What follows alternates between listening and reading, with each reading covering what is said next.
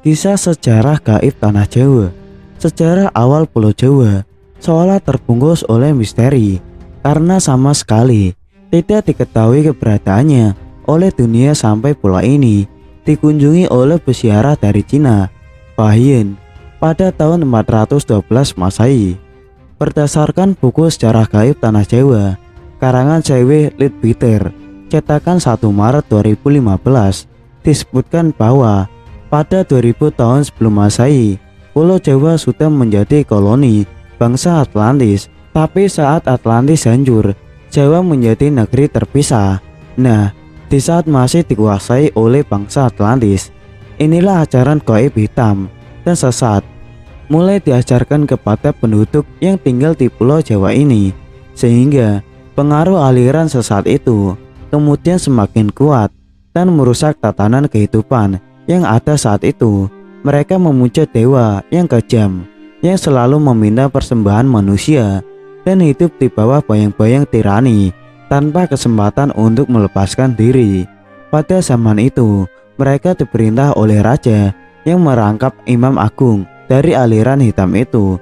Di antara raja ini, ada seorang yang sungguh fanatik dalam kepercayaan aliran hitam itu. Sang raja memiliki keyakinan bahwa hanya dengan menjalankan praktek kepercayaan yang mengorbankan darah setiap hari, wilayahnya dapat diselamatkan dari kehancuran. Hal ini didasari keyakinan bahwa dewa-dewa ganas dan haus darahlah yang memegang kendali atas Pulau Jawa pada saat itu. Para dewa telah membuktikan kekuatan dahsyatnya dengan letusan gunung berapi berulang-ulang dan bencana-bencana alam lainnya.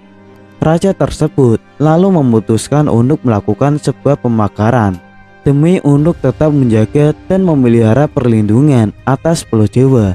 Salah satu caranya dengan praktek ilmu gaib dari para ahli sihir.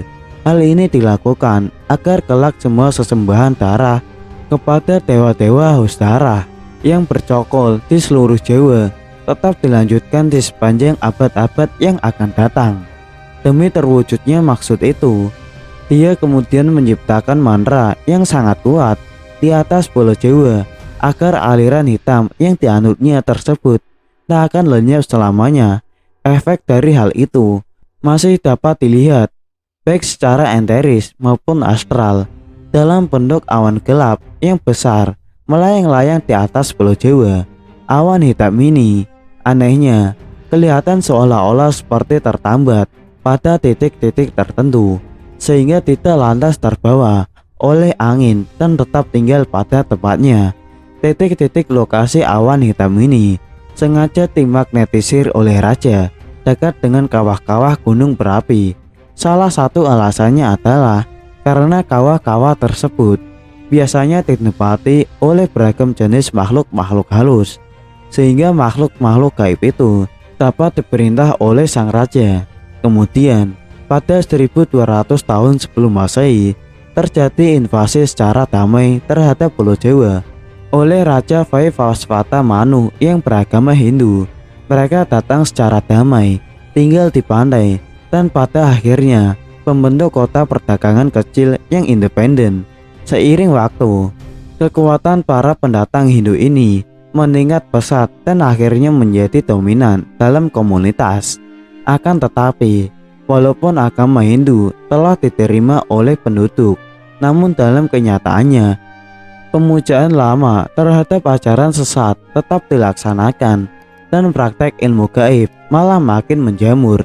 Melihat kondisi tersebut, Raja Vaivasvata Manu yang berkuasa saat itu meminta untuk mengirimkan ekspedisi ke Jawa pada tahun 78 Masehi. Ekspedisi ini dilakukan untuk menangkal pengaruh buruk dari aliran sesat yang sudah membumi di tanah Jawa tersebut. Pemimpin ekspedisi ini dipimpin oleh ahli spiritual bernama Aji Saka atau Saka Aji. Aji Saka ini sangat memahami tugas yang diembannya. Aji Saka lalu menanam benda yang berdaya magnet kuat yang telah dimantrai di 7 tempat Pulau Jawa untuk menyingkirkan pengaruh aliran hitam dari tanah Jawa. Tumbal bagi tanah Jawa untuk tempat menguburnya tumbal atau jimatnya yang paling penting dan kuat Aji Saka memilih perbukitan yang mengarah ke Sungai Progo, tempat yang sangat dekat dengan titik Pulau Jawa. Legenda mengenai Aji Saka ini dalam berbagai cerita juga dianggap melambangkan kedatangan Dharma atau acara dan peradaban Hindu-Buddha di Pulau Jawa. Akan tetapi, penafsiran lain beranggapan bahwa kata Saka adalah berasal dari istilah dalam bahasa Jawa Saka atau Soko yang berarti penting, pangkal, atau asal mula. Maka namanya bermakna raja asal mula atau raja pertama. Mitos ini mengisahkan mengenai kedatangan seorang pahlawan yang membawa peradaban, tata tertib, dan keteraturan ke Jawa. Karena Aji Saka telah mengalahkan raja jahat Prabu Dewata Cengkar, sang penguasa hitam yang kala itu menguasai Pulau Jawa. Legenda ini juga menyebutkan bahwa Aji Saka adalah pencipta Tarikh Tahun Saka atau setidak-tidaknya raja pertama yang menerapkan sistem kalender Hindu di Jawa. Tumbal Aji Saka untuk menangkal kekuatan hitam bertahan hingga beratus-ratus tahun kemudian, hingga sampai pada keadaan di mana Din kembali berkuasa. Hujan darah di mana-mana, bencana merajalela. Pada masa ini berkembanglah beberapa aliran ilmu gaib di Pulau Jawa, di antaranya kejawen, klinik, dan kebatinan. Lalu pada awal abad 13, datanglah Syekh Subahir, seorang ulama yang dikirim Kesultanan Turki Utsmaniyah ke tanah Jawa. Syekh Subahir adalah seorang ulama besar yang dikirim untuk menumbalkan tanah Jawa dari pengaruh negatif makhluk halus saat awal penyebaran ajaran Islam di Nusantara. Karena Syekh Subahir mengetahui kondisi Pulau Jawa banyak dipengaruhi unsur gaib yang sangat mengganggu, lalu Syekh Subahir membawa batu hitam dari Arab yang telah diraja. Kemudian dengan karomah yang dimilikinya, batu hitam dengan nama Raja Aji Kalacakra tersebut dipasang di tengah-tengah tanah Jawa, yaitu di puncak Gunung Tidar, Magelang. Karena Gunung Tidar dipercaya sebagai titik sentral atau pakunya tanah Jawa, hasilnya kekuatan gaib yang mengganggu di Pulau Jawa dapat dihalau. Pada masa ini, ilmu kebatinan berkembang lagi menjadi beberapa cabang, yaitu ketabiban, kewaskitaan, kesaktian, kanuragan, kekebalan, pengasihan, termasuk juga tenaga dalam. Kemudian sepeninggalan Syekh Subahir, pemagaran gaib terhadap pengaruh negatif dilanjutkan oleh para wali songo.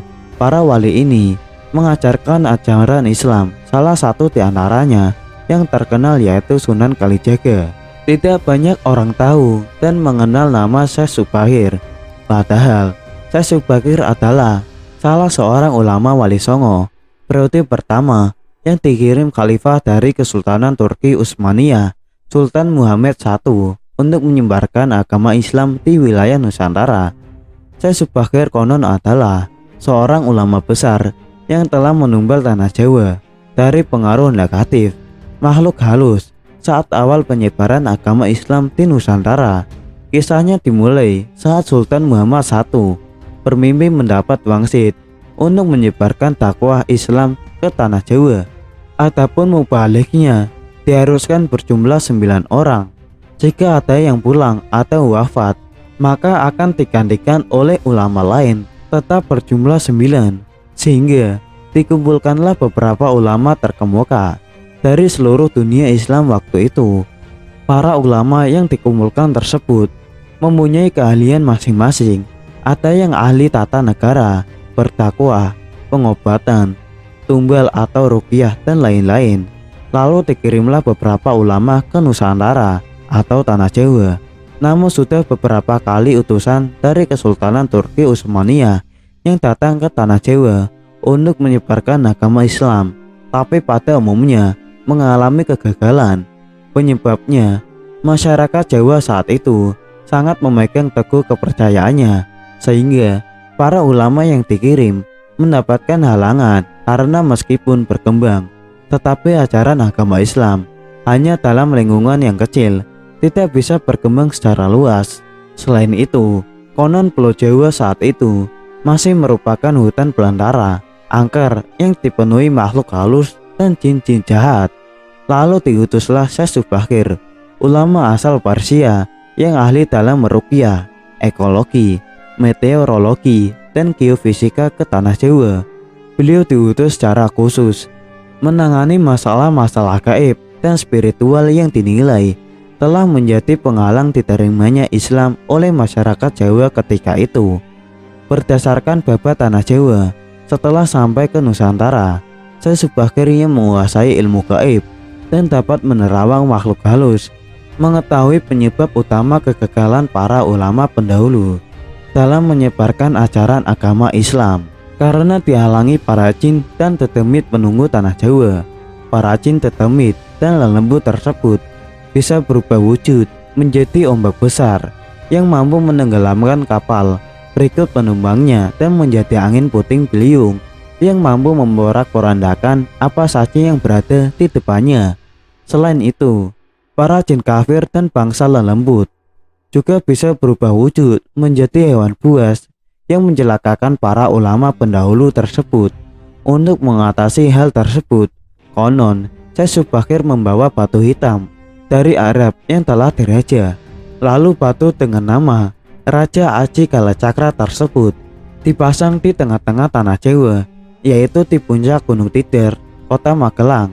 Karena Gunung Tidar dipercaya sebagai titik sentral atau pakunya tanah Jawa, efek dari kekuatan gaib suci yang dimunculkan oleh batu hitam tersebut menimbulkan gejolak alam yang tadinya cerah dan sejuk. Matahari bersinar terang, damai dengan kicau burung, tiba-tiba berubah drastis selama 3 hari 3 malam. Cuaca mendung, angin bergerak cepat, kilat menyambar menimbulkan hujan api, gunung-gunung bergemuruh tiada henti. Lelembut, setan, siluman lari menyelamatkan diri. Jin, peri, banaspati, kuntilanak, cilangkung semua hanyut dalam air karena tak kuat menahan panasnya pancaran batu hitam tersebut. Makhluk halus yang masih hidup pun menguasai kelautan. Sebagian jin yang lain ada yang mati akibat hawa panas dari tumbal yang dipasang Syekh Subakir tersebut.